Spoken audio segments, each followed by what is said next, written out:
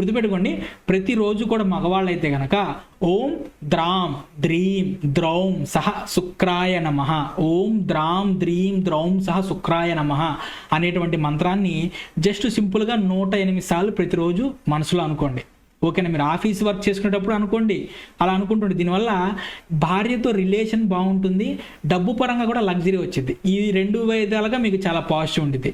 అదే లేడీస్ అనుకోండి, లేడీస్ మీరు ఏం చేయాలంటే ఓం గ్రాం గ్రీం గ్రౌం సహ గురవే నమః, ఓం గ్రాం గ్రీం గ్రౌం సహ గురవే నమః అనేటువంటి ఈ మంత్రాన్ని మీరు 108 సార్లు జపించండి ప్రతిరోజు కూడా.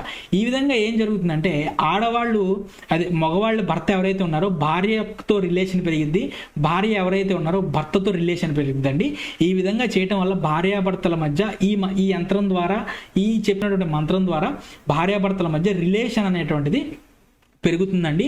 సఖ్యత పెరుగుతుంది, ఆనందం పెరుగుతుంది, సంతోషం పెరుగుతుంది, ఇద్దరి మధ్య కమ్యూనికేషన్ పెరుగుతుంది. ఏదైతే ఇంట్లో ఇబ్బంది పెడుతున్నారో, ఇద్దరు ఇబ్బంది పడుతున్నారో వాళ్ళ మధ్య హ్యాపీనెస్ అనేటువంటిది ఇంక్రీజ్ అవుతుందండి.